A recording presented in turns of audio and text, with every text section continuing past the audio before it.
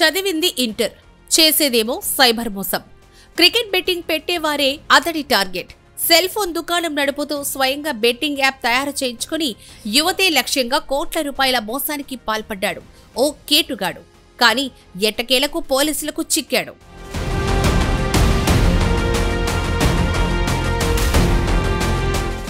అసలేం జరిగిందంటే, చిత్తూరు జిల్లా పెద్ద పంజాని మండలం రాయలపేటకు చెందిన బెస్త నాగరాజు కుమారుడు చంద్రబాబు 5 ఏళ్ల క్రితం ఓ చిన్న మొబైల్ దుకాణం తెరిచాడు.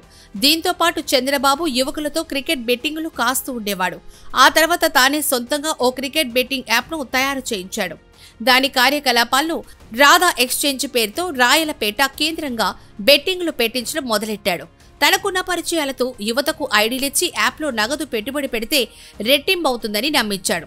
ఇందులో కొందరు ప్రభుత్వ ఉద్యోగులు సైతం బెట్టింగులు పెట్టారు. అంతా సవ్యంగా సాగుతూ ఉన్న సమయంలో కొన్ని రోజులకు నష్టాలే తప్ప లాభం ఉండటం లేదు. ఏమిటి అని ప్రశ్నిస్తే బెట్టింగ్ అంటే అంతే అంటూ పుకాయించేవాడు.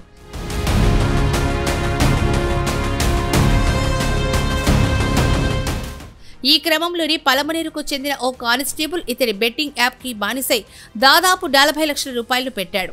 అప్పుల బాధ భరించలేక ఆత్మహత్యకు కూడా ప్రయత్నించాడు. ఈ బెట్టింగ్ యాప్ తో ఇదే మండలంలోని నేలపల్లికు చెందిన సాఫ్ట్వేర్ ఉద్యోగి 70 లక్షలు పోగొట్టుకున్నాడు. దీంతో అతడు పోలీసులకు ఫిర్యాదు చేశాడు. అయితే ఈ కేసులో చంద్రబాబు ముందస్తు బెయిల్ తెచ్చుకున్నాడు. ఇదే యాప్లో తాను 2 లక్షలు పోగొట్టుకున్నట్లు తాజాగా రాయలపేటకు చెందిన లక్ష్మీనారాయణ పోలీసులకు ఫిర్యాదు చేశాడు. దీంతో పోలీసులు కేసు నమోదు చేసి దర్యాప్తు ప్రారంభించారు. ఈ క్రమంలోని పోలీసులకు అనేక షాకింగ్ విషయాలు తెలిసాయి. బాధితులతో ఏదైతే బెట్టింగ్ యాప్లో చంద్రబాబు డబ్బులు పెట్టించాడో అది అతడిదేనని తేలింది. పైకి రాధా ఎక్స్చేంజ్ పేరుతో కార్యకలాపాలు నిర్వహించిన యాప్తో మాత్రం బాగానే సంపాదించాడని పోలీసుల విచారణలో తేలింది. ఈ కేసులో చంద్రబాబుతో పాటు 11 మంది కుటుంబ సభ్యులు, బంధువులపై పోలీసులు కేసు నమోదు చేశారు. ఆదివారం సాయంత్రం చందును అరెస్ట్ చేసిన పోలీసులు కోర్టులో హాజరుపరిచారు.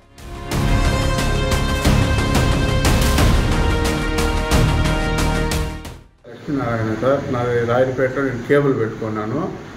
కలెక్షన్కి అనేసి చంద్రబాబు అని మొబైల్ షాప్ పెట్టుకుని అక్కడికి పోయినాను సార్. అక్కడికి పోతే ఇంటర్నెట్ గురించి మాట్లాడినాడు. కలిసి చేద్దామనేసి చెప్పినాడు సార్. దానికి పార్ట్నర్షిప్గా చేద్దామన్నాడు. నేను 2 లక్షలు పెట్టినాను. అతను 1 లక్ష రూపాయలు ఎగేసినాడు సార్. ఎగేసి ఇద్దరు కలిసి పెట్టినాము. డిష్ది account separate, net account separate అని చెప్పేసి అకౌంట్ చేయించుకున్నాడు సార్.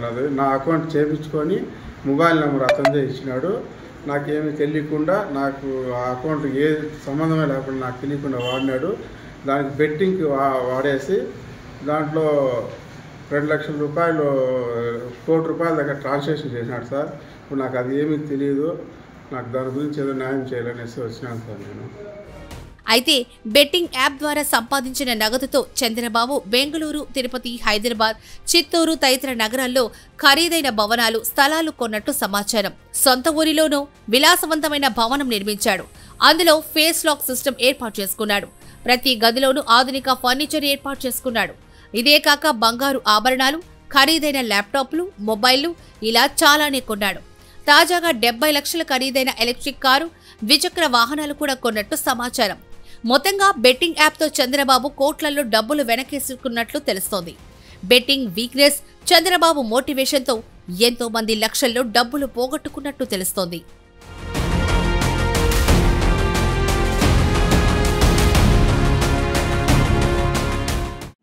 పంజాబీ పిఎస్లో 119/2025 క్రైమ్ నెంబర్లో లక్ష్మీనారాయణ అనే వ్యక్తి, రాయపేటకు చెందిన వ్యక్తి,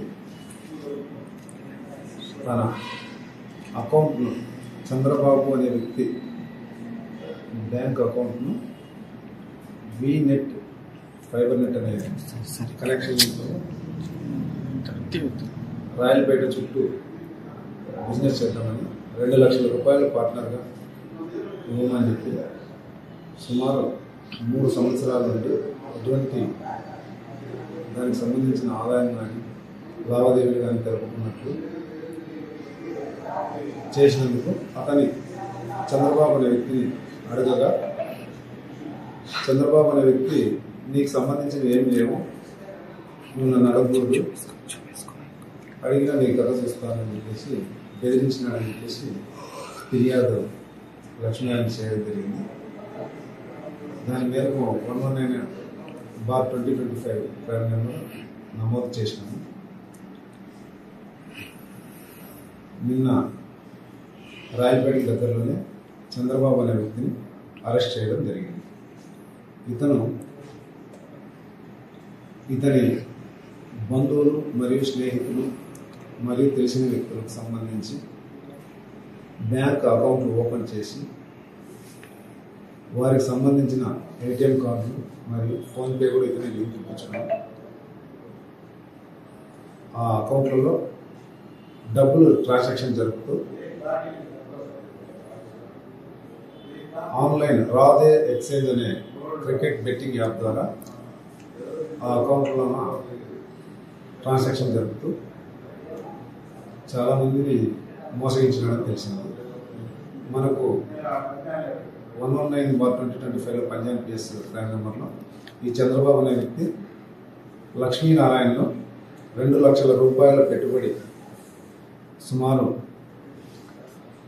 3 సంవత్సరాల నుంచి ఏమి ఇవ్వకున్నట్లు మరియు అదేవిధంగా లక్ష్మీనారాయణకు సంబంధించిన అకౌంట్ ఇండస్ఇండ్ బ్యాంకులో తీసుకొని అతనే ఫోన్పే నంబర్ కనెక్షన్ ఇచ్చుకొని సుమారు ₹1 కోటి వరకు ట్రాన్సాక్షన్ జరిగినాడని, క్రికెట్ బెట్టింగ్కి సంబంధించిన లావాదేవీలు జరిగినాడని చెప్పేసి అతన్ని మోసగించడానికి ఫిర్యాదు మేరకు ఇతన్ని చంద్రబాబు అరెస్ట్ చేయడం జరిగింది. చంద్రబాబు పైన ఇంతకుముందు 2023 సంవత్సరంలో పలమనేరు పోలీస్ స్టేషన్లో 264/2024 క్రైమ్ నెంబర్లో ఇతను ముద్దాయి, అది కేసు కూడా ట్రయల్లో ఉంది. అదేవిధంగా 15/2025లో కూడా పంజాబ్ పోలీస్ స్టేషన్లో ఇతని పైన కేసు ఇతని కుటుంబ సభ్యుల పైన కేసు నమోదైంది. ఇప్పుడు మరో క్రైమ్ నెంబర్ 119/2025లో కూడా ఇతని ముద్దాయి. ఇతని